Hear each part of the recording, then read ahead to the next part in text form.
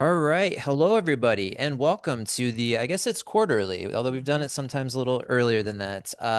The conversation that we have here with the collaboration between the Urban Apothecary, where we're here in Batavia, Chicago Consciousness Cafe in Bruce Seawick, and then also my own DuPage and Kane County Recovery Oriented System of Care program. If we could start before we do the official intro, if you're online, just make sure you're muted. That'll kind of help us cut down on interruptions. We will have plenty of time at the end for questions and comments, so save those up, and we'll do our best to make sure that we get to everybody. I am now going to turn it over to my friend and colleague Bruce Seawick for the official intro. Thank you so much.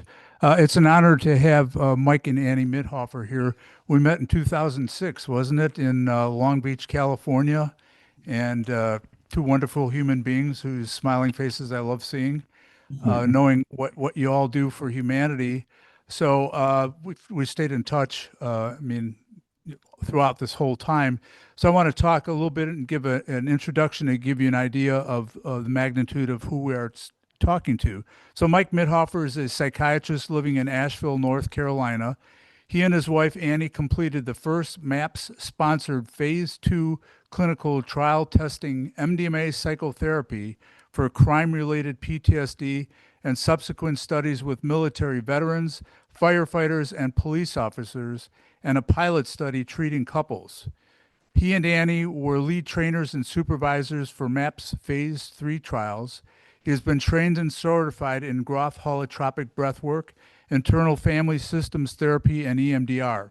He's been both board certified in psychiatry, emergency medicine, and internal medicine, and is a fellow of the American Psychiatric Association, affiliate assistant professor at MUSC, and clinical assistant professor at Columbia University. So that's Michael. Annie Mithoefer is a registered nurse living in Asheville, North Carolina. She has 30 years experience treating people with PTSD in a private practice with her husband, Mike Mithoefer, and leading holotropic breathwork group workshops. She and Michael completed the first MAP-sponsored phase 2 clinical trial testing MDMA-assisted psychotherapy for crime-related PTSD, a subsequent study with military veterans, firefighters, and police officers, and a pilot study treating couples with MDMA combined with cognitive behavioral conjunct therapy for PTSD. More recently, she has been focusing on offering MDMA therapist trainings and on supervising therapists working in clinical trials.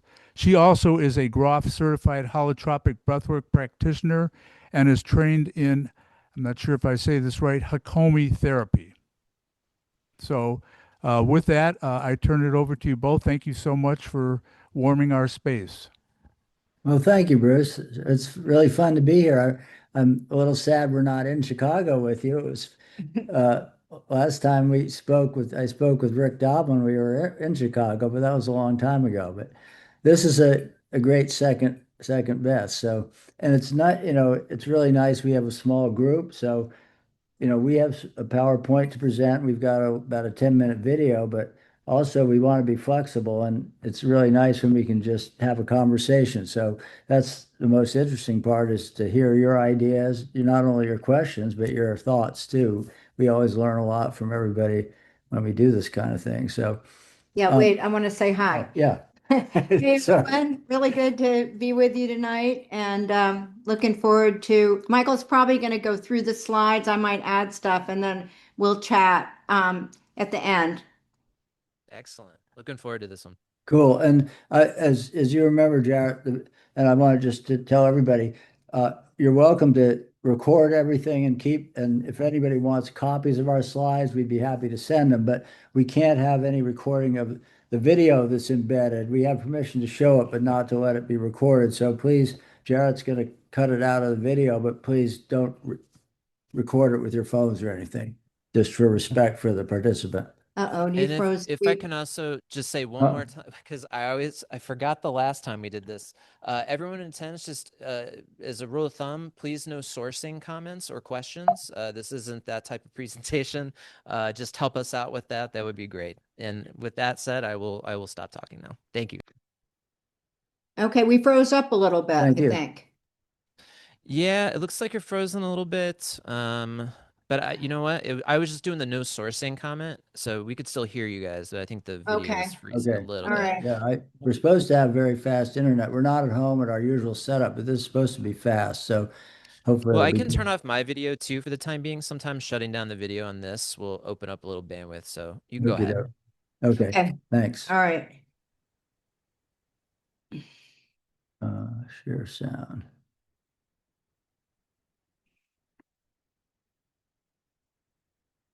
Oh, Wait, I shared the wrong thing. No, I didn't. That's it. where are we? Uh-oh. Okay. Better try that again. Sorry. Don't apologize. I was just saying this is the sometimes the pitfalls of like hybrid meetings. I love it too. It's Uh, charm, right? It's like a DIY rustic quaint thing. okay, there Looks we go. good. All right. Okay, good. That's good. Yes, you are all good. Okay, great. Um, so, one thing about well, maybe the reason that we started this whole thing was we were, we didn't set out to be researchers. We were clinicians. This was like a little over 25 years ago, but we were treating a lot of people with PTSD, and we didn't feel we had a good enough treatment. So, um, and we knew that it was obvious for quite a while that, you know, psychotherapy was a definitive treatment for trauma, not pharmacology. Pharmacology can help, but even the VA, or the VA, they treat a lot of people with PTSD, and they recognize this. This is their statement. uh, Psychotherapy is a definitive treatment, but it doesn't work for a lot of people. Maybe at least half the people.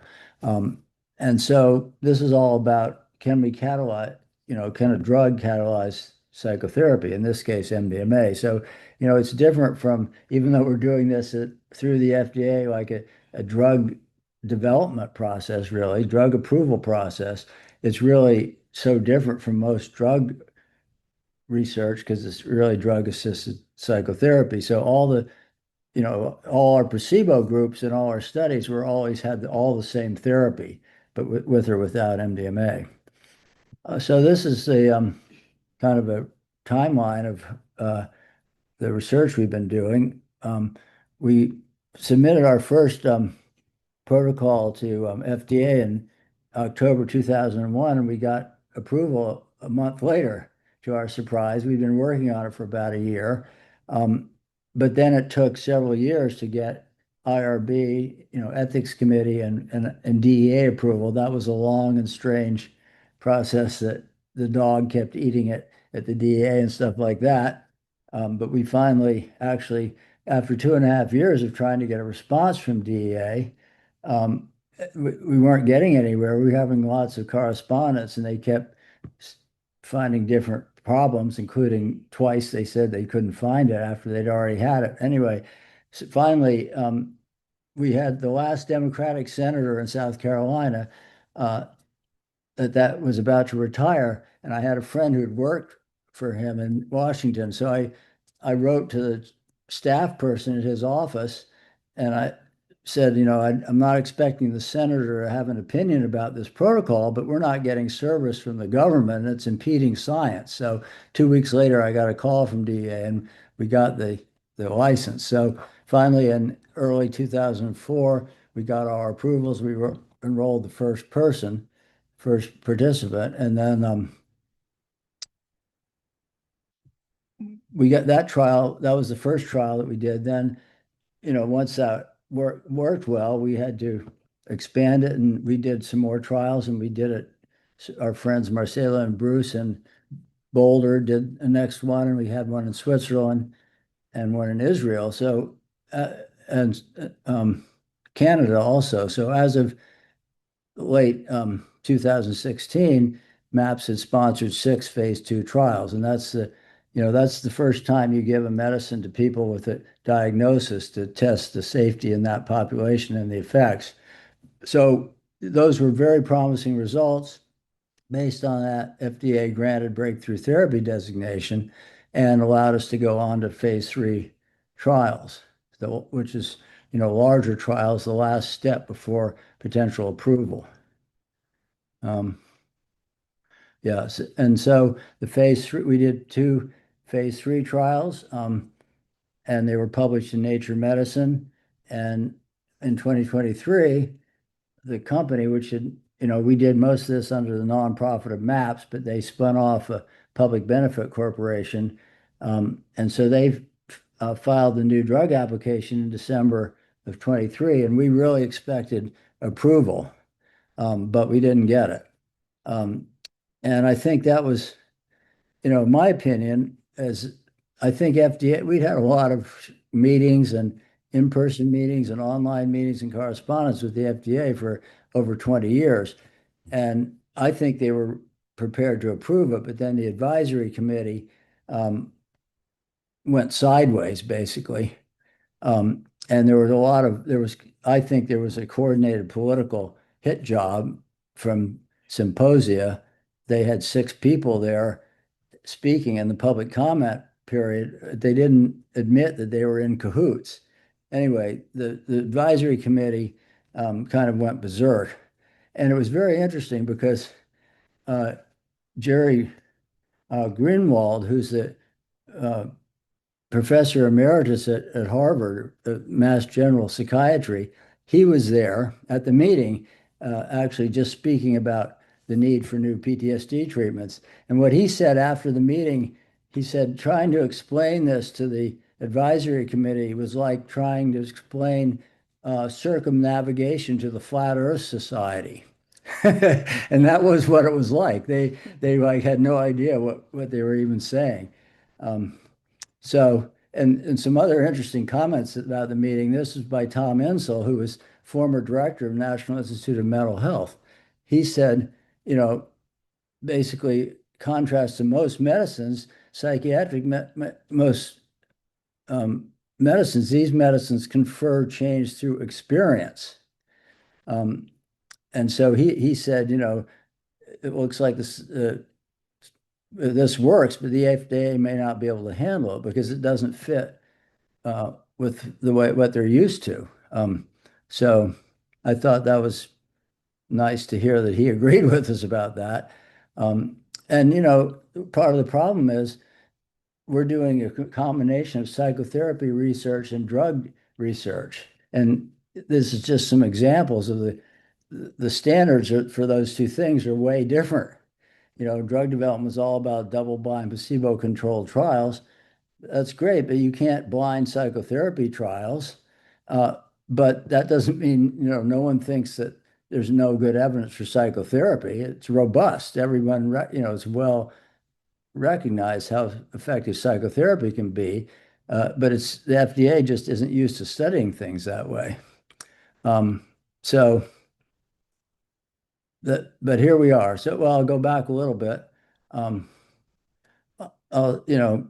were saying, Bruce, you wondered our thoughts about where we are now. I'm not sure where we are now, but because we're not involved anymore with the company, so we don't have any special information, but we have, some opinions and things. So I think it sounds like there's still a good chance that MDMA could be approved next year. Don't know that, but I think so. All is not lost. It's a sad and frustrating delay because think of all the people who are suffering. If this helps, its delay is terrible, but I think it's going to happen. So I'm not going to spend a lot of time on the research results, but just want to talk a little bit about the study design and what we found. So this is the basic design of all the studies with some variations. But the point to make here is, after screening and enrollment, first there are 3 preparatory sessions, which are really important. Then the only time MDMA is administered are these 3 big blocks where people get the MDMA in 8-hour sessions, at least 8 hours, with 2 therapists. And then in most cases, they spend the night afterwards, but that's not always necessary. And then after that, very important, there are integration sessions, 90 minutes each. And we would have the first one the next morning. and then the others the spread out over the next couple of weeks, few weeks, because the MDMA sessions were 8 hours apart. I mean, 3 to 5 weeks apart. And then the follow-up. So you can read all the details if you want. These are the two papers in Nature Medicine, the first trial and the second trial. And in a nutshell, this is the results. This was the first study. The results of the second one were similar. The effect size wasn't quite as big, but it was still very robust. So this blue line, this is the CAPS score. This CAPS 5 in this case. That's the clinician-administered PTSD scale, which is kind of the gold standard for PTSD research. So we saw the blue line is MDMA with the therapy. The red line is the therapy alone. So I'm sorry, other way around. Yeah. Placebo with therapy is blue, red is MDMA with the therapy. So with the therapy alone, this model of therapy, which we'll talk much more about in these 8-hour sessions, was very clinically and statistically significantly helpful. But it was much more helpful when the MDMA was added. And we also saw very significant improvements in the Sheehan Disability Scale and the Beck Depression Scale. And one interesting thing is, at first there was a small number of us therapy teams doing this, but then for this study, we trained about 100 therapists in our method, and it was in 15 sites in 3 countries, mostly in US, but also Canada and Israel. And there was no significant differences in the results among all those 15 sites. So that means, that's very encouraging too, because it wasn't just, one group of therapists that were particularly good at it or something. The other interesting thing was the dissociative subtype in the CAPS score. Usually, that tends to signify complex PTSD and people that are going to be much harder to treat. And we did not see that. It worked at least as well in that group as the general group. So very encouraging results. Of course, their side effects, this is a list of the most common ones. They tend to be self-limited and not a big problem. The FDA actually asked us to look at 3 types of adverse events of special interest: suicidality, cardiovascular problems, and abuse potential. And there was no signal for any of those. If anything, in the 2 where there was some signal, it was greater in the placebo group. So that was reassuring also. And just to give you an idea of the population, these were people who had PTSD for a long time. In phase 2, it was about 20 years. I've forgotten the number, but it was years, the average duration. People had a lot of treatment usually. And unlike a lot of studies, we enrolled people with suicidality.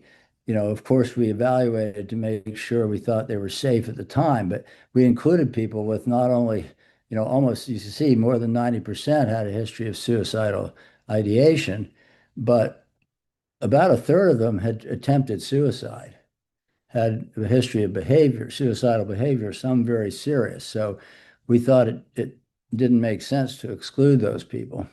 And also, this is a little off, but over 80% had developmental trauma, and the mean adverse childhood experiences score was 5. So again, it wasn't just simple single incident PTSD.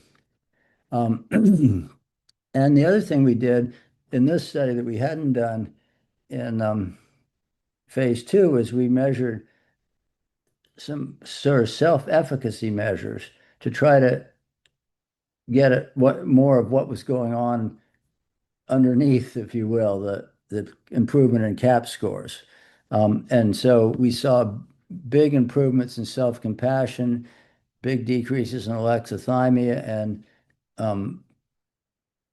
improved self-capacities across the board. This is a paper Bessel van der Kolk was the first author, but this is what we published about that part of the outcome. So that's available for the details. But just this is the alexithymia scale. big drops in alexithymia, big improvements in self-compassion. And these are all these factors of self-efficacy, and they all improve. And that this is just showing that the people with dissociative subtype, uh, with placebo, they did about the same, but they actually had bigger drops than the people without it. Of course, they tended to be more severe, so they had more improvement to make, but it just establishes that it works very well for the complex PTSD. So that's the results in a nutshell. Now, I think the most interesting part is about the therapy. And this is our manual. It's available without charge on the MAPS website if you want to read it.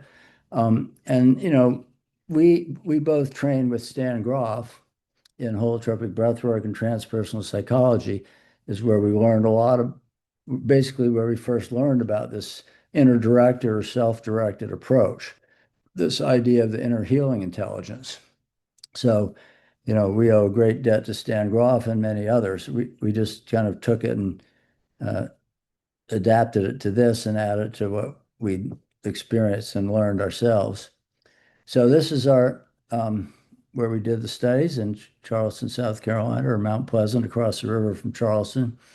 You can see this is actually our study coordinator pretending to be a participant, but Annie sits over here with it. She's got the blood pressure cuff machine and the music, and I'm over here. And it's a nice, quiet, private space. There's a bathroom right behind me.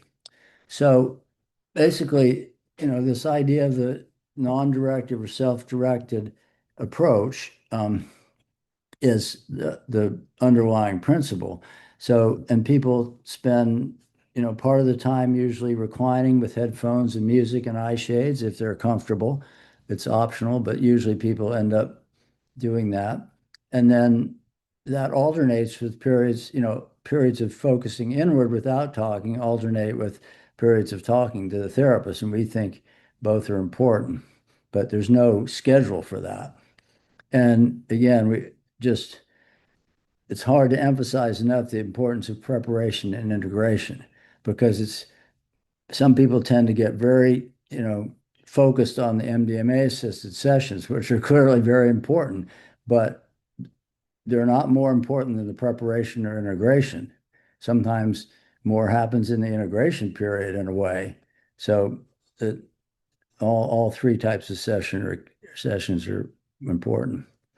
And the problem with this idea of self-directed or non-directive, as soon as we said that, we've been spending the rest couple of decades trying to explain what we mean by that, because it doesn't mean that you never give direction. Sometimes direction is really important.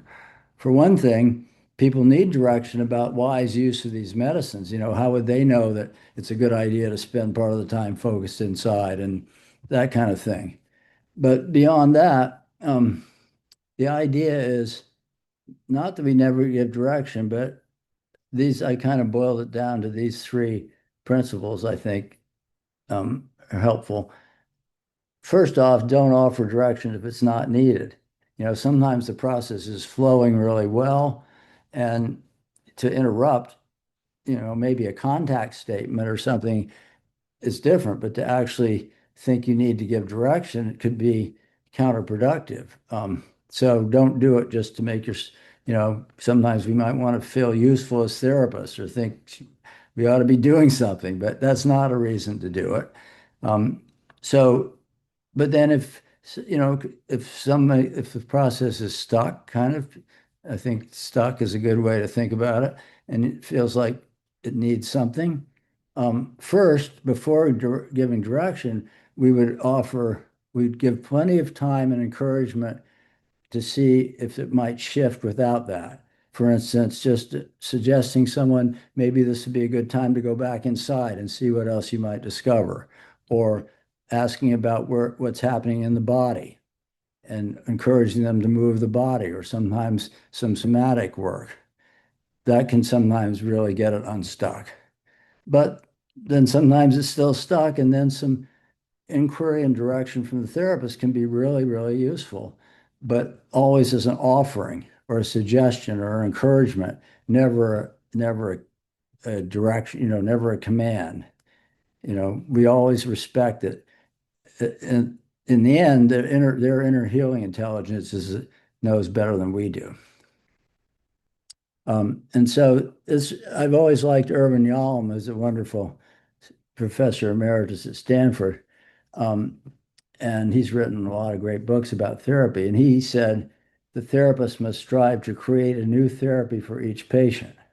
And that really resonates for me, although maybe we take it a little further and say, or maybe the therapist must strive to allow and encourage each patient to create a new therapy for themselves. And, that's not so.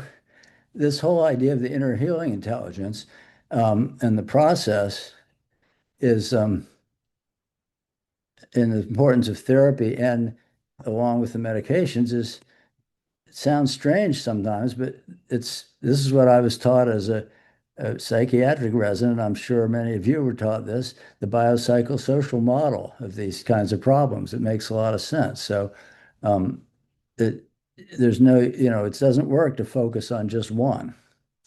And it's also very much like Carl Rogers in humanistic psychology.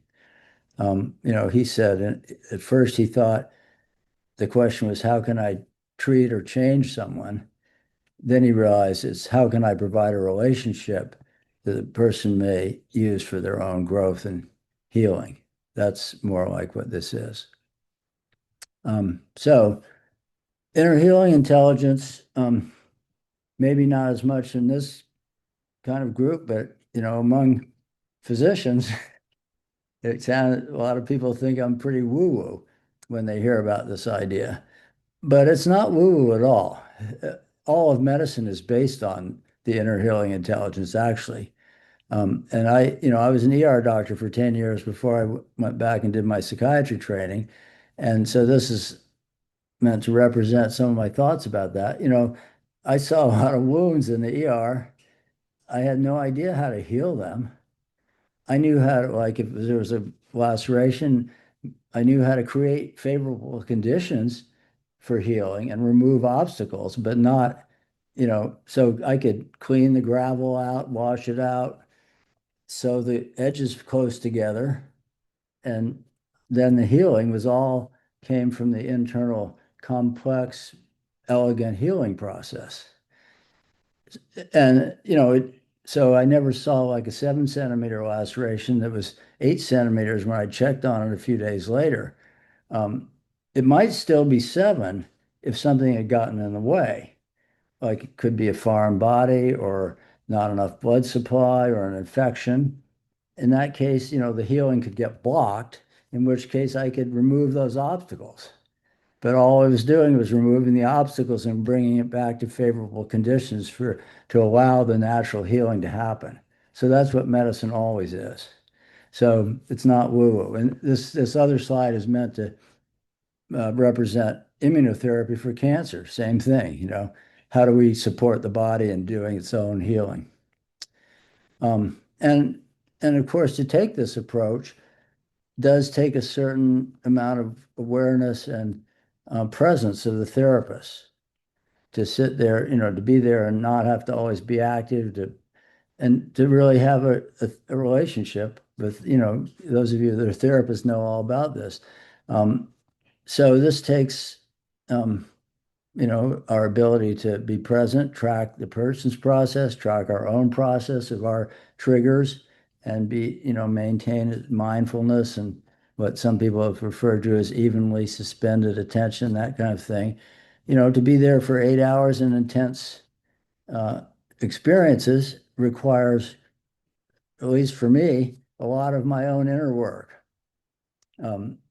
So I think that's an important part of the preparation for doing this is doing our own work, which is not a one-shot deal. It's an ongoing thing, I think. And, interestingly, again, this sounds really strange to some therapists, and it's a lot different from many therapies in many ways, but actually what we find is when we take this approach of allowing the inner healing to unfold spontaneously, many of these, features of other types of therapy happen spontaneously. They just happen, in their own time and at different times for different people and to different degrees for different people. So, we don't set out to do prolonged exposure, but almost inevitably at some point people end up doing really deep imaginal exposure, revisiting their trauma. It might, for some people, it happens right away. For other people, something entirely different happens first. It seems to maybe prepare them better for that, and then that'll happen. So, we don't know that ahead of time, but if we take this approach, we'll find out. And similarly, we don't set out to do cognitive behavioral therapy, but cognitive people notice cognitive distortions and cognitive restructuring happens. The transference can be very intense, and that can be a rich area for work. There's always psychodynamic things going on. People might come in with war trauma, but they always end up talking about relationships and childhood. And one thing we've noticed about MDMA is that it tends to make people more aware of the normal multiplicity of the psyche. And I'm trained in internal family systems, so I'm very interested in that. But there are other approaches to that too, like psychosynthesis or voice dialogue. So that is often part of it. People can have intense, very vivid, powerful transpersonal or spiritual experiences that MDMA tends to increase trust. So there can be really corrective attachment experiences for people that, so many people with PTSD have severe attachment injury. So it seems to really help with that. Sometimes the imagery is really amazing, kind of like Jungian active imagination. And we always pay attention to what's happening in the body. So it has overlap with somatic therapy. So I wrote an article about that in 2013. I don't remember what I said, but it's in the MAPS bulletin if you want to read more thoughts about that. So basically, if I only had one slide to show, this is the one I'd show. Because to me, this represents what I think is the most important reason for interdirected or relatively non-directed therapy. So, any well-trained therapist who's a good therapist, if they have an agenda about, okay, we're going to do this kind of therapy, we're going to do prolonged exposure, or we're going to do something else, they take that road, it's apt to be helpful. But they never know what other road they might have missed. And the beauty of these medicines is that other road is going to show up if you don't get in the way. And people are going to have these unexpected, powerful healing experiences that we never could have conjured up with our thinking minds ahead of time. So if you have too much of an agenda and don't allow the expression of the natural inner healing intelligence, you'll miss the real promise and the real power of these medicines and the inner healing intelligence being able to manifest itself. So I'm not a neuroscientist, so it's not my area of specialty, but it is. I'm not going to talk a lot about this, but there's a lot of course, neuropsychological research going on, which is great. But there are a few things from that research that fit so well with what we see clinically that I just want to mention them. One is, not everybody, but most people with PTSD have increased activity in amygdala, the fear center, decreased activity in prefrontal cortex and hippocampus, which, fits with more fear, less higher processing, less connection to other memories. MDMA, among many other things, does the opposite of some of that. Decreases activity in the amygdala, in the fear center, increases activity in the prefrontal cortex to allow higher processing. So that makes sense, and that fits with a lot of what we see. And it fits well with this idea of the window of tolerance or the optimal arousal zone. And this is from I adopted this from one of Pat Ogden's books, but other therapists have written about this concept with other kinds of therapy, but I think it fits well here. So the idea is if arousal is on the vertical axis, if you're hyper aroused, flooded with anxiety, disorganized processing, reactivity, intrusive imagery, you can't really process trauma effectively. Conversely, if you're kind of emotionally numb, dissociated, maybe you can, if your um, emotions are numb, you might be able to talk about the trauma, but if you're not having an emotional connection, it doesn't tend to help. So the idea is there's a sweet spot in the middle, the optimal arousal zone or the window of tolerance where therapeutic processing can happen. So one thing we think MDMA does is gives people some hours in that optimal arousal zone. So suddenly they can process in a way they hadn't been able to. So that's one area that really fits.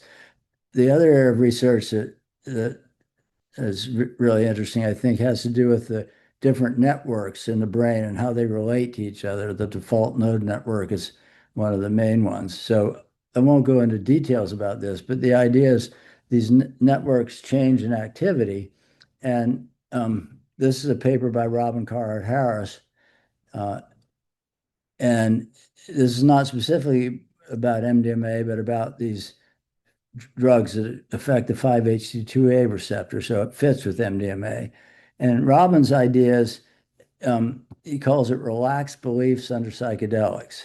So the idea is we walk around most of the time with this big influence from the cortex from prior beliefs, sometimes overweighted prior beliefs, and they kind of dominate. So other information from the limbic system and outside can be overpowered often by prior beliefs.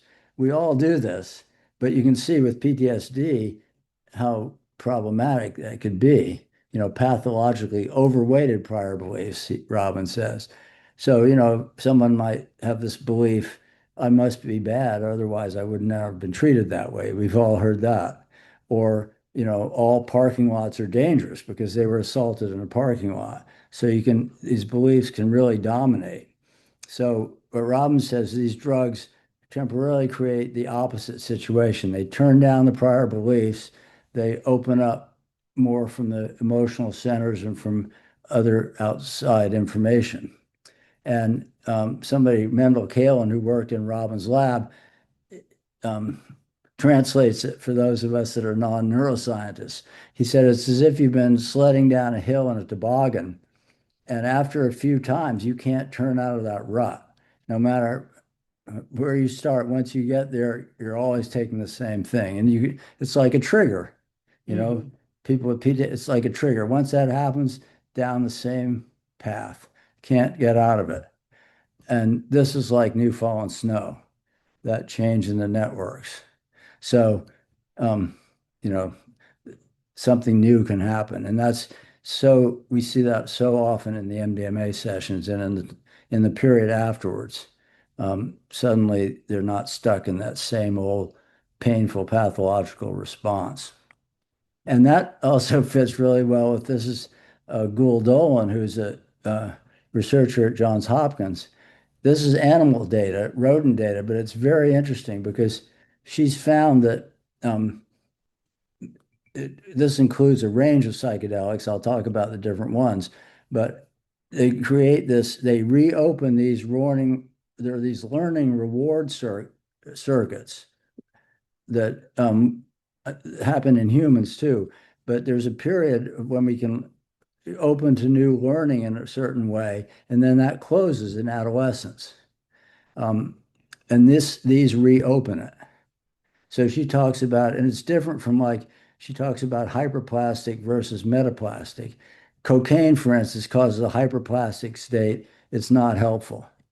But this is what she calls a metaplastic state, which means basically kind of what Robin is talking about in that other diagram, the chance for new learning. And a really interesting part of this, it's still mouse data, rodent data, but it's context dependent. It only happens when other mice are around. Go figure. But that's why we think that fits with the fact that we think it's important to have a therapist, a good therapist there. And this is a really fascinating part. This effect lasts for a period of time afterwards. And that period of time is proportional to the acute effect of the drug. So this is ketamine. Um, you know, these are the acute effects, lasts about 3 hours. This is the after effect when these channels are open for ketamine, about a week. Here's MDMA and psilocybin. They last, maybe in the range of 4 to 8 hours. And their reward circuits are open for 2 to 3 weeks. LSD, more like Well, 12. MDMA is the red line. Yeah, MDMA and psilocybin are these two. Yeah, yeah, They're yeah. about the same. LSD, 8 to 10 hours, and then lasts almost 4 weeks. Ibogaine, 4 weeks and still going. So that's pretty interesting too. So think about how we always say integration is so important. This is like a period. This is the integration period in the several weeks after the session. That new reward learning circuits are still open. And that's when you see the energy in the integration. People are energized to do things that are new, to try things that used to make them happy, to maybe dance, journal, and do things that maybe the PTSD had kept them from doing. And then, we mentioned the pro-social effects helping the therapeutic alliance and attachment injury. And this is just Harriet DeWitt. And Harriet's in Chicago, University of Chicago. She's one of the most prominent researchers in this area of basic science. And Kim Kuipers is in Netherlands. So it's about serotonin and oxytocin, but they don't completely understand it yet. But it's the real thing. And this was just kind of fun. Gould Dolan, the woman at Hopkins, got some maps. Maps gave Gould some MDMA for research, and she did an experiment with octopi. And apparently, octopi are very solitary creatures most of the time. They stay in their little hole, except during mating season, or if you put MDMA in the water, they come out and start hanging out together. So a few quotes from study participants, and then I think we'll show a video. So several people said this exact thing, and others said similar things. I don't know why they call this ecstasy. So, it's not just that people get blissed out and everything's okay. Processing trauma is challenging, usually painful with or without MDMA. It's just MDMA may make it possible. And a lot of people said it changed their relationship to their emotions. And this is just one of the quotes. I have respect for my emotions now. What's most comforting is knowing I can handle difficult feelings without being overwhelmed. And it was remarkable how often people said afterwards, yeah, now that I had that experience with MDMA, now I think that I can do it without MDMA. And usually that was true. And this is a really important one, I think. This is actually the veteran you're about to see a little video clip of said this. As interesting as the sessions are, I know now from experience, it's more interesting what happens after the sessions when you're making connections. So this is a plug for not discounting or not short shifting the integration sessions. So important. And also, part of the preparation is teaching people about this because, people, especially once there got to be some media about what we were doing, people would come in with all these expectations. And of course, they knew they could only have 3 sessions, and they understandably wanted to make sure they did everything they could. But they tend to get that so attached to, like at the end of the MDMA session, they might say, well, that was helpful, but obviously I read about somebody that had this other experience and I didn't get the healing I need. And the reality is often it keeps unfolding um, in very to a very great degree for some people. We had some people who had just a little bit of, relatively small improvement at the 2-month follow-up, and then they'd report things just kept clicking in, and the improvement came later. So it's not all about what happens in the MDMA sessions by any means. So I think I've got some more slides just emphasizing some of these points, but I think we've talked about most of them, but I just want to mention how important ethics are. This is these medicines are very intense, and people can go sideways. And we had one therapy team in Canada in one of the early phase 2 trials who ended up having a serious sexual boundary violation with the person, not during the sessions, but it's it's a really important area. We could spend hours talking about it, but I just don't want to um, mentioning that. The other two things, um, we talked about, it keeps unfolding. One other point to make, though, is emphasize it's often a nonlinear process, which I think is important, very important to realize because, for instance, sometimes people will have a series of experiences, and there will be a linear process. You can kind of do a narrative about, okay, they did this, they processed this, then they resolved that, then they did this, and then they felt a lot better. That happens. But quite often we see people in the sessions processing something intently and then intensely, and then suddenly they're on to something else.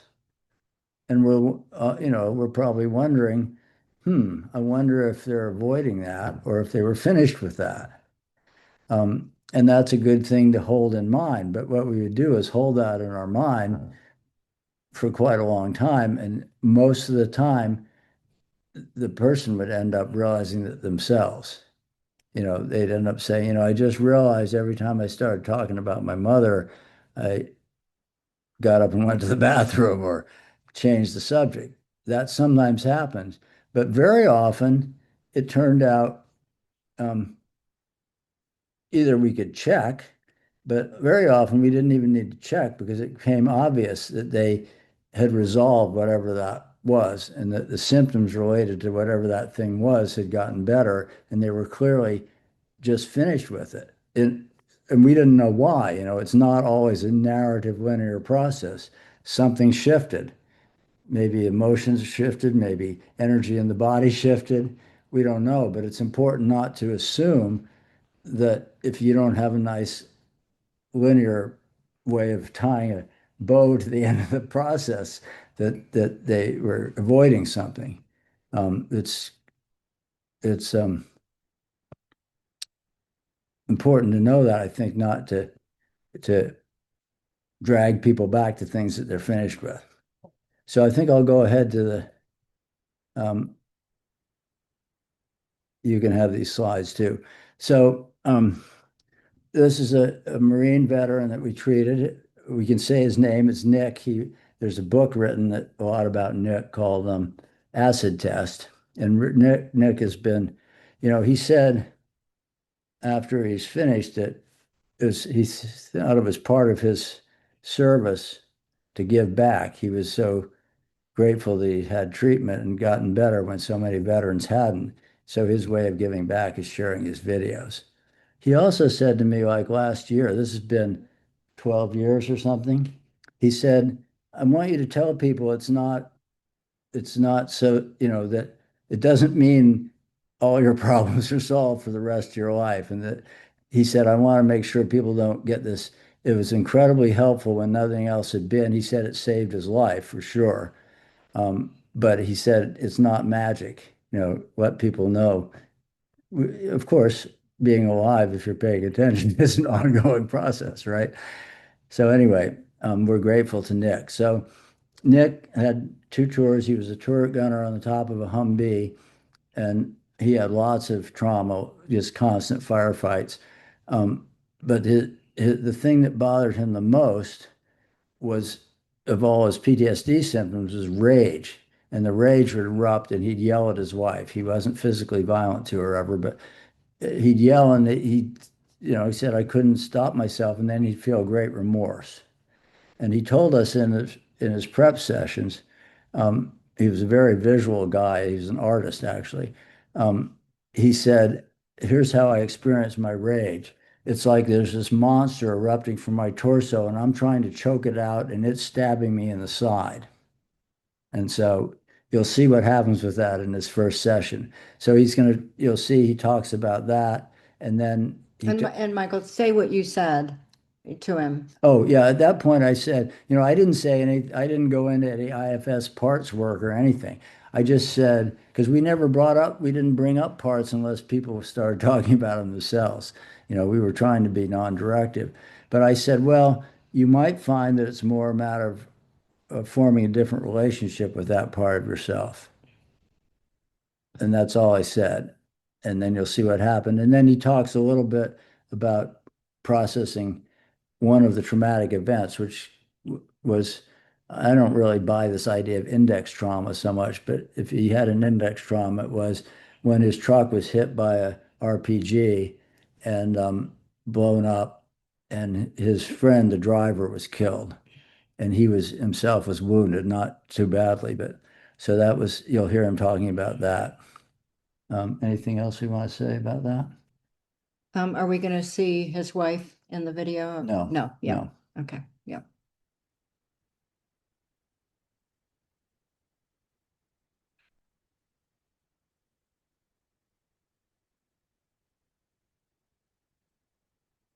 This is his first session. Hmm.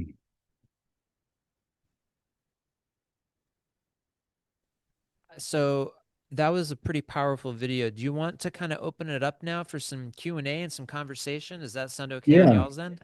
Sure. yes. So one thing that, Michael had said they got 3 sessions, and that when they were randomized in the study, they got either the placebo or the low dose or one of the doses or MDMA. When Nick was enrolled in the study, he was able to cross over because he got the 75 milligram dose, which is not the full dose. And he crossed over, even though his PTSD was gone after 3 sessions. But because of the way the protocol was written, he could cross over and have 3 more sessions. So that's why you saw 6 sessions in that video. Yeah, as it happened, that 75 was in that study actually a little more effective than 125. I think there are various reasons for that, but I think the bottom line is 75 can still be very effective once you get up into that range. Yeah. Excellent. Well, why don't we do this? If somebody online, if y'all have a question, you can raise your little digital hand and we'll get to you. And there's people here in person at Urban Apothecary. We have a second mic that can go around if we have questions. I want to start and maybe we'll get some people lined up, but I'm always fascinated by like the history of substances. And so I'm curious, like before you went into the research, did you do anything like looking at the history of that substance? Like I know I remember reading a story like people down in Austin, Texas, like used to buy it at bars. Like you could buy it across the counter at bars.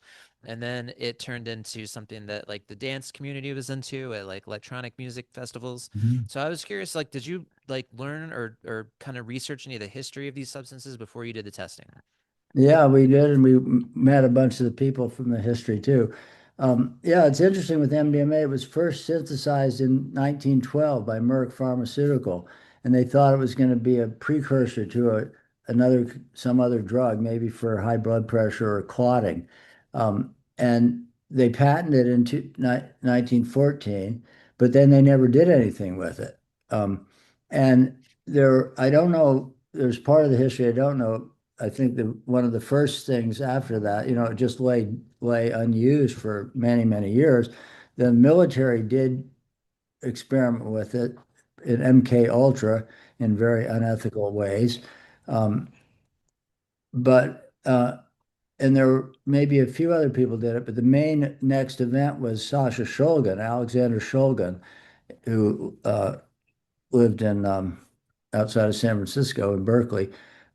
He was a chemist for Dow, pharmaceutical, and he had developed some important drugs. So they said they just let him do whatever he wanted, and he was very interested in psychedelics, and so he was looking at the Merck manual and saw the structure of MDMA.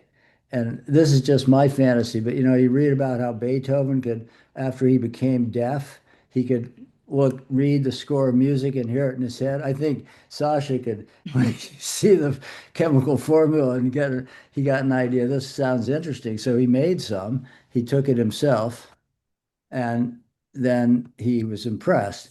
So his friend Leo Zeff was a therapist who had retired in the Bay Area, and he gave same to Leo, and he said, Leo, I think this might be good for psychotherapy.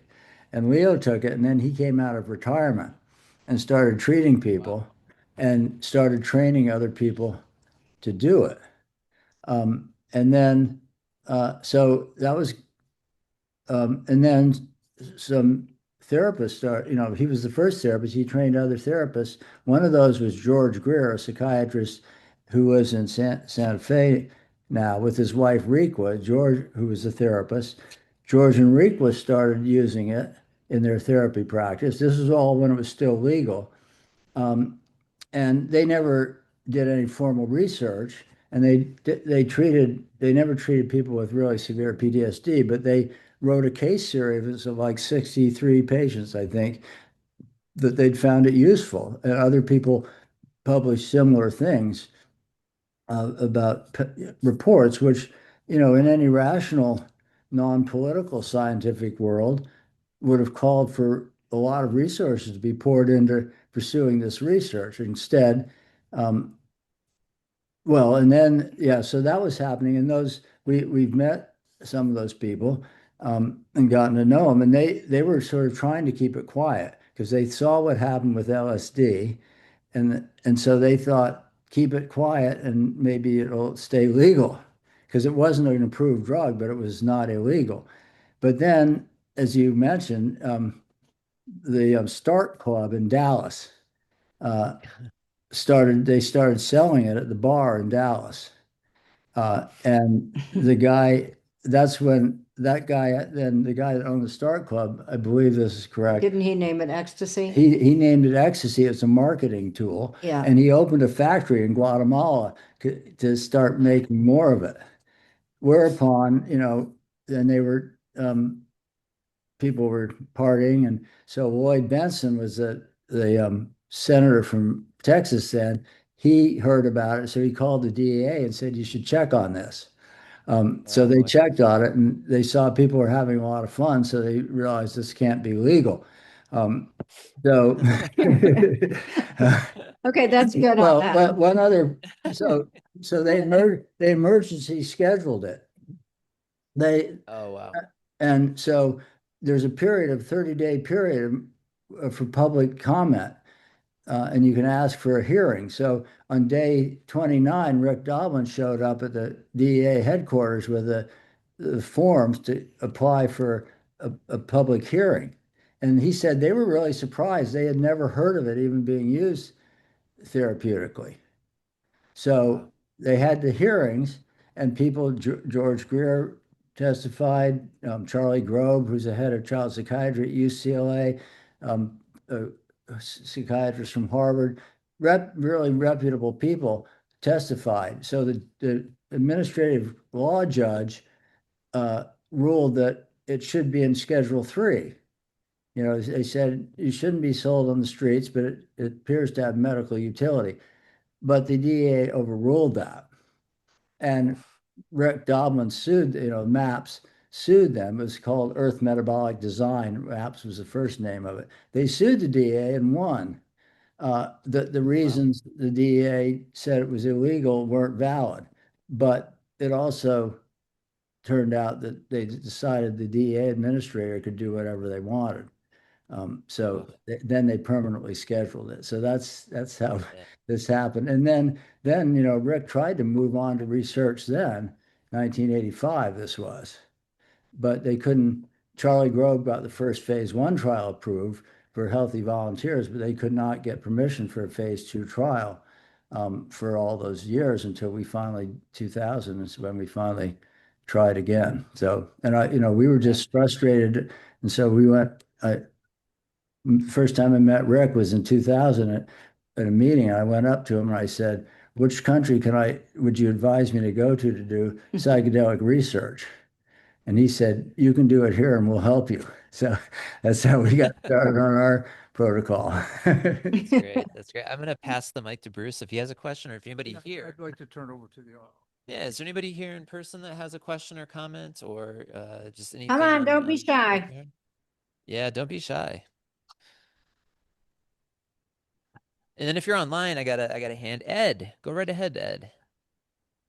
Yeah, hi. Wow, that's fascinating. The level of repair um, that occurred was just kind of mind blowing. It kind of reminded me of an experience I had with holotropic breathing, Oh, and wow. Yeah. I wonder, is that sort of similar to kind of the experience that patients are having? Yeah. Yes. Yeah. When I went into psychiatry, when I switched from emergency medicine to psychiatry, it's because I read Stan Groff's books. And that's so I wanted to work with non-ordinary states of consciousness, but I assumed we'd have to do it without drugs. And we did. And then Annie trained, we did Yeah. holotropic breathwork groups every month for 10 years before we started the research. And many people would come to the breathwork and then they'd come to the office for integration. Or people would come to the office for therapy and then we'd offer breathwork and they'd do that. So it ended up being we had the chance to do the integration too. So it's, as Stan says, these are all non-specific activators. They have certainly the chemical qualities of each drug have an effect on the situation for sure. That's obvious, but more important is they open access to this what Stan calls this self-healing or inner healing intelligence.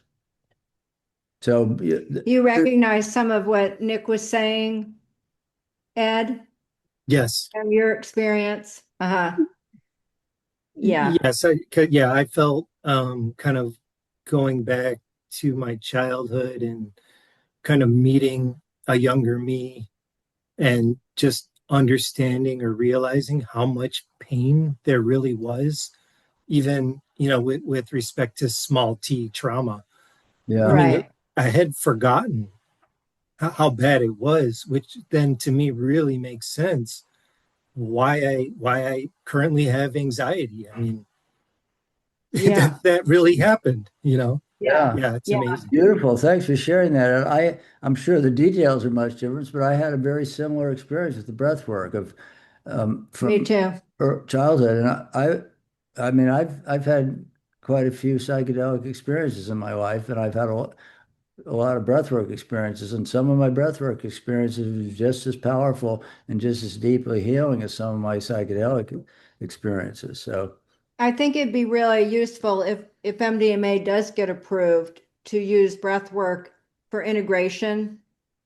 And maybe EMDR too. If someone feels like there's things coming up that feel a little stuck, maybe some EMDR. I mean, we weren't allowed to do those things with people that when they were enrolled in the study, but breath work could be so good because of the somatic part that comes up for people, for a lot of people, not everybody, but yeah.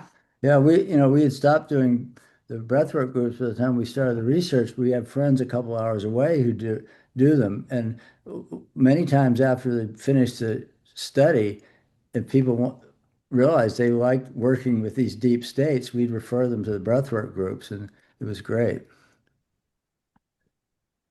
Great question, Ed. Yeah. Uh, so now that I believe other pharmaceutical companies have tweaked the molecule and they've patented a different version of MDMA, as I recall. Does that sound right? Well, I know that there are people who are working on it. I and maybe there's some patents. None of them have been approved as drugs yet. Okay. But yeah, those Maybe I was efforts, just thinking of psilocybin. yeah. Well, the psilocybin situation is, well, there may be other things too, but Compass Pathways, they can't patent psilocybin, but they patented the specific path of synthesizing it. Because when FDA approves a drug, they don't just approve what that molecule is, they approve the whole process that leads to that molecule. So they've got a patent on that.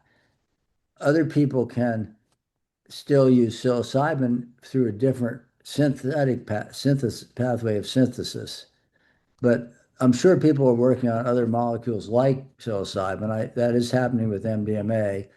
But if somebody patents MDMA, the other version like Bruce is talking about of MDMA, they still have to do studies. Right, yeah, They can't use the research from the Okay. studies that MAPS did. right, yeah, They'll I have got to to. start from phase 1.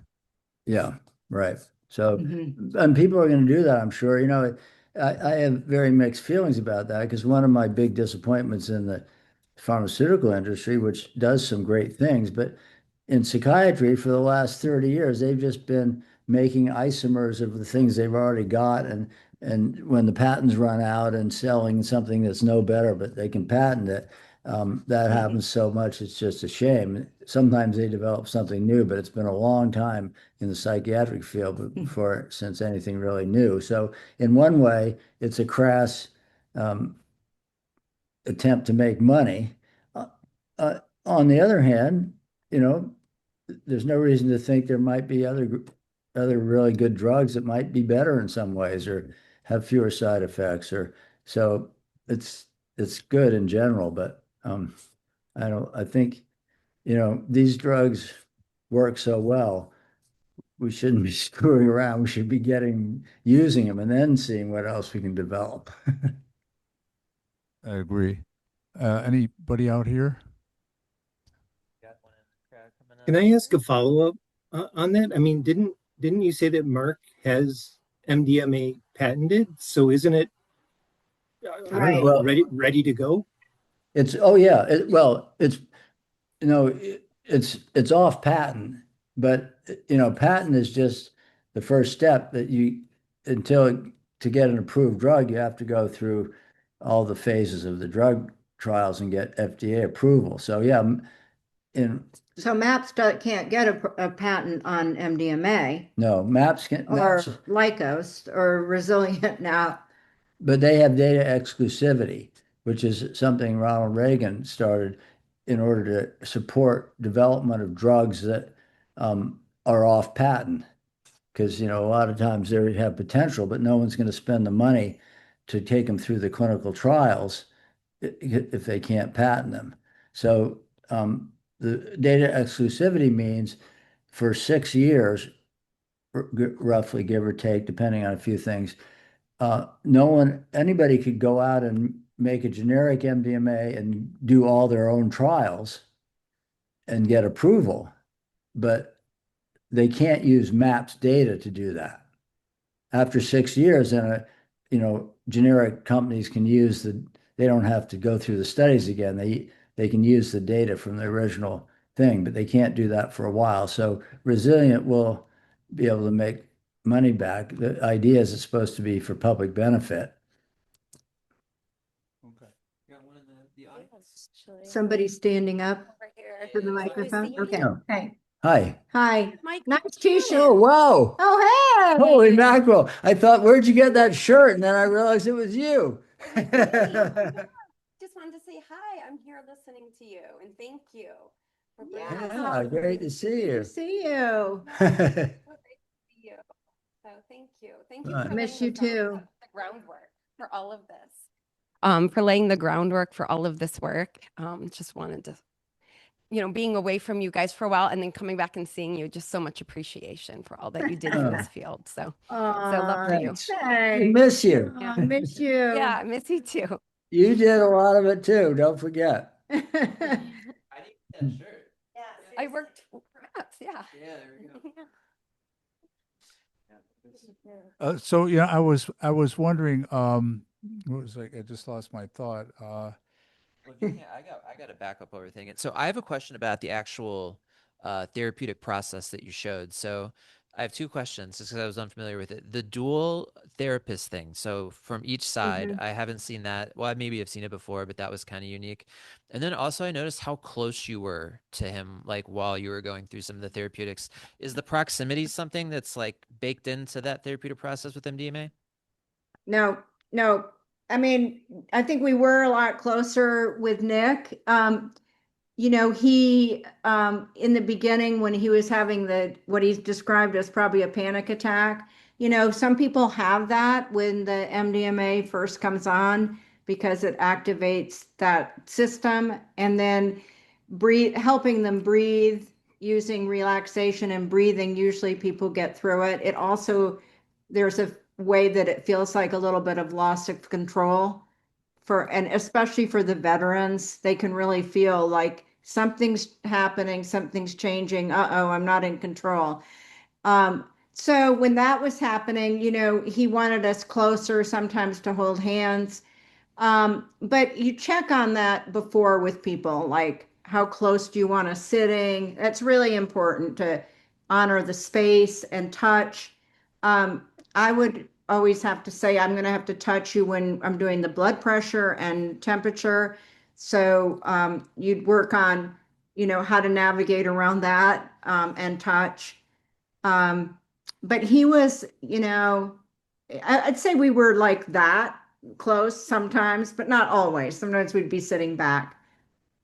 And the one thing about the two different therapists, I think that's cool is that sometimes people would just want to talk to one of us and we'd say, that's fine. You can turn towards them and I'll just be a witness. And, you know, very often they'll have things to say about the transference too, like, you know, to one person or not the other. Like, Nick said right in the beginning that we felt like his parents. So there was a lot of parental transference with him.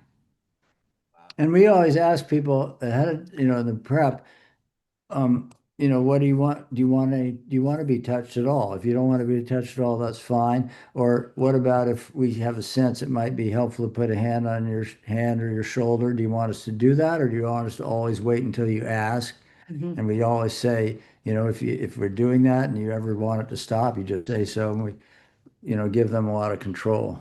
And that in the video, in the part of the video where you see us on either side of him with our arm around him and he's crying, that was his second session. And he had realized that he'd been bullied as a kid and that there was motivation for him to go to Iraq and hurt people because of all the anger that he had stored up from that bullying.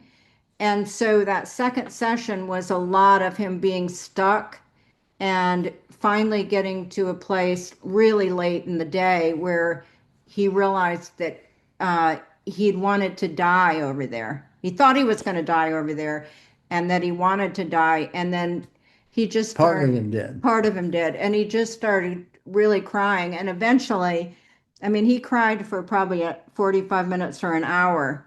And he finally sat up and was crying. And I said, would you like my arm around you or a hug and he said he nodded yes, and so then we were like that, but most of the time that wouldn't happen. Thank you. Hmm. I have a question. It's maybe a two-part question. The first part of it is, how were the participants selected?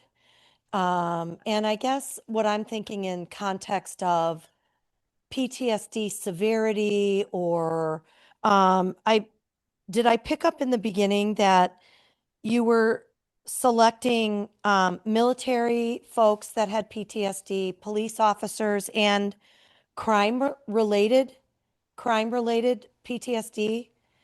So how were those participants selected? Yeah. And then I guess secondary to that, were there any no-goes? Like sometimes, you don't want to, or I would think you wouldn't want to when you're trauma activated. So, I know for myself, if I feel particularly trauma activated, it does take me some time to get back to safety. there is no way I would recommend for myself or anybody to do any type of psychedelic while they're in that state. And maybe that's just my own fear for myself. But do you see kind of where I'm getting at with the selection and Uh-huh. then Yeah. with folks? Yeah. Yeah.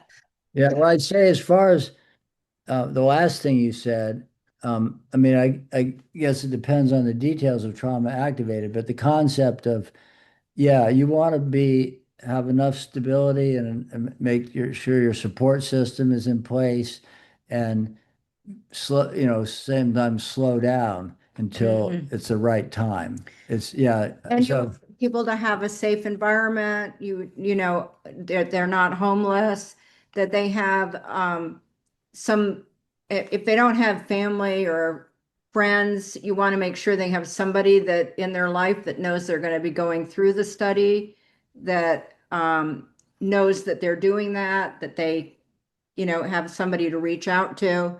Um, so that your sense of being really mindful about when is the right yeah, time and not rushing yeah. in when it's not, I think is a very good judgment. And if Um, were to become legal, you'd have a lot more time for prep. You'd hopefully know your patients, you'd know them, you'd be working with them and get them ready to be able to do this. It wouldn't be like, because three prep sessions wasn't really that a lot of time to get people ready. That's really kind of short. yeah. And then the first study was crime related. Yeah, so the first day was just crime. Well, yeah, we added one veteran at the We end. added one veteran at the It end, was yeah. outside the protocol. So yeah, we were looking it was mostly childhood sexual abuse, rape, or those were the most common ones, some other kinds of assault. Yeah. And then so that the studies were different as far as the population. The first one we did was crime related. The second was veterans, firefighters, and police officers. And then in phase three, it was any kind of trauma. But then within that, we did not pick and choose. We took people in the order that they um, got screened if they met criteria. So a lot of people didn't meet criteria. Maybe their CAP score wasn't high enough, or maybe they had a medical contraindication. Um, or so in a few cases, we decided they were not stable enough. They didn't have enough support, or they just were not, psychologically stable enough to do it at that time. But beyond that, we didn't try to select. We just took them as they came. And, the first study, it was interesting. It took us, well, 4 years yeah, over 4 years. to get all the Recruitment was participants enrolled. 4 recruitment was years. tough. And, we didn't have a lot of money for average. We couldn't afford, we had one ad in the Charleston paper, but it was too expensive. We couldn't run it for more than a week. Um, but we eventually got them. But then the second study with the veterans, we had 24 slots and we had 5,000 veterans contact us, Mhm. more than 5,000. So word had gotten out. Yeah. So that's, And then in phase three, so many people by that time, Michael Pollan had written his book. So many people had heard about, that this could help. And so then you have the expectations, like that you're going to get better. And so you have to help people realize that maybe not everything is going to be healed. Maybe they'll get a little bit of help. So, yeah. In the early years, we had to convince people it might be worth trying. In the later years, we had to get people to calm down and realize it's great, but it's not magic. Can I ask real quickly, what about like history of substance use or substance misuse? Did any of that factor in? Yeah. Mhm. In the first studies, people could not have any diagnosis of substance misuse or substance use disorders. And little by little, we got the FDA to loosen it up a little bit. And so it became, you could have uh, mild to moderate alcohol misuse in early remission. And well, not exact, early remission theoretically means it has to be 6 months, I think. This just meant you'd stop drinking and had a plan to stay in remission that seemed to make sense. Or cannabis. Any other drug, no. But so we were able to take some people. Um, Well, and in phase 3, there are some states that cannabis was legal. yeah. And then, but they had to, it was like, just like any anti-anxiety drug, they had to stop it, um, for the sessions. Mhm. Fascinating. Well, We, listen, we, you know, so we had a number of veterans who said after the session, after their first session, they felt like they didn't need to drink anymore. I mean, or that they first time they could sleep a full night without taking something or smoking pot. Yeah, maybe I tell you about one veteran just to illustrate We're this. almost I think we're at time Yeah, too. yeah, if you guys need to stop, let that's us okay. know. If you get a couple of minutes, I think after this, after you finish this, I think we have one last question, and then we'll see Sure. if Okay. Yeah, there's anything else we've after that. got time. I'll just tell you about this one veteran, 25-year-old guy who'd been in Iraq, had bad PTSD, and he got randomized to 75 milligrams. He didn't talk that much in the session. And well, he was on opiates. He had been blown out of a truck and hurt his back and was taking opiates. And we knew that. And that was okay as long as he took the lowest possible dose on the morning of. So he had his first session. And after the session, he said, well, that was very interesting.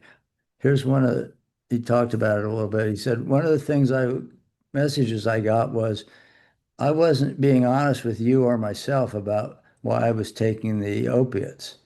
I was telling myself I was taking it for back pain, but I realized it was largely for make myself feel better psychologically, emotionally. And the message I got was, I don't need anything from outside of myself to make myself feel better emotionally. And that includes MDMA. So I'm good. Thank you. I don't want any more MDMA. He could have had two more sessions, and he actually could have had five more sessions because he didn't know he'd gotten 75. But he said and we talked about it several He times. came back for integration and Yeah, he we stayed. kept making sure that he was still in that place. Yeah, but Yeah. he didn't drop out of the study. He just dropped out of the treatment part. He stayed in for the 2-month follow-up and the 1-year follow-up, and his Wow. PTSD was gone. His CAPS was low. It stayed low. He started taking Vietnam veterans to Vietnam to help them. He worked with refugees in Jordan, and now he's in graduate school. So Amazing. Pretty that amazing. Mhm. so there are And people interested in doing it. We need to study for substance use, and there are people who are actively talking to them that are interested in doing that. Fascinating. Well, I think we have one more question here in person. Let's make sure we get Casey the mic. If it's blue, you're good. Hi guys, thanks. Can you guys mentioned that you were not researchers before you got into this. So can you talk about the research process, getting a study put together and funded, and how that all plays out, maybe for somebody interested but without really knowing the ropes, Yeah. Well, when I was especially in, on alternative therapies? yeah, cool. Well, yeah, the only, I knew a little bit about research from when I was in college.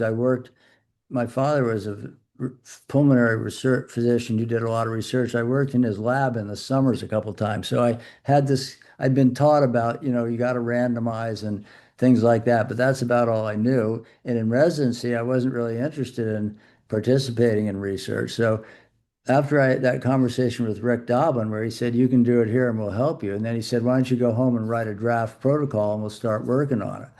So we came home, and as it happened, Kathleen Brady, who was the PI for the Zoloft studies, the first drug approved for PTSD, she had been one of my teachers when I was a resident, a psychiatry resident, and we were friends. And her husband was also a well-known researcher. So we came back and we said, can we take you out to dinner and pick your brain about research?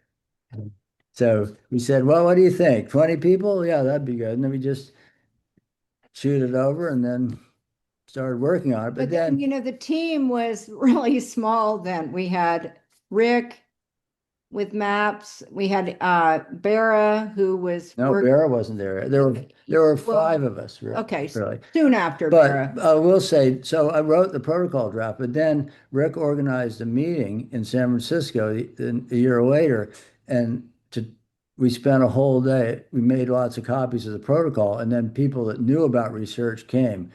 George Greer, People that knew about MDMA too. yeah, Yeah. Charlie Grove from UCLA, Dave Nichols was there. People that really knew research, so they helped a lot to make the protocol more scientifically sound. As far as money, we worked for free for the first few years, but we had maps backing to go on from there. So Rick just kept running around trying to raise money from philanthropists and sending us money to do the next thing. So that was very, very lucky that we. But we learned a lot about the forms that you have to fill out, that kind of stuff. Excellent. Well, Bruce, did you want to? Yeah. Well, we appreciate you sharing time and space with us here. And anytime you been guys are in Chicago, you got my phone number, Yeah, And certainly if I'm ever out your way, that you'll be my first stop. So definitely. Well, we owe you a dinner too, because last time we saw you, you took us out to dinner in Chicago. So, well, anytime you're here, your money's not good. well, that's holds So for my, you. my wife is here too. Karen, I don't know if you Oh, want to oh say hi. yeah. Karen's Hey, in the Karen. back. Okay. Oh, hey, Karen. I see you back there Hey now. there, it's good to see you guys. Good to see you. So Looks like a nice couch back there. Yeah, it is. Very But- cozy. But we appreciate this, and this is, as you know, recorded and will go into archives on their YouTube site, and it'll just contribute to the education that is still needed here. We're trying to get a psilocybin bill passed in Illinois, and they keep bringing up that what's his name from that Matthew Perry died of ketamine, and I'm kind of yeah. tired of Yeah. going through that whole thing. It's not what we're talking Right. about. And Matthew Perry, God rest his soul, was not using ketamine the right way. So Right. this will go a ways toward educating people. And I invited some legislators on, and they'll want a copy of the of this recording. So thank you very much. Have a good rest of your week. Good And to see everybody. Thank you. Thanks for being with us. Appreciate Thank your. you so much. Thank Take you. care. yeah, and for those of you that are listening, June 25th, we're going to have Dennis McKenna. If you're familiar with Terrence McKenna, Dennis is Terrence's brother. Terrence is deceased. He's going to be talking on the origins of consciousness and the stoned ape theory. So, Cool. and then as I was telling Mike and Annie, then I've got Rick Strassman lined up, and at some point I'm going to bait Rick and see if I can get him too. So thank you so much. Love from Yeah. the Midwest, and we'll be in touch. Okay. Thank you. Take care. Bye, everybody. Thank you. Bye. Bye.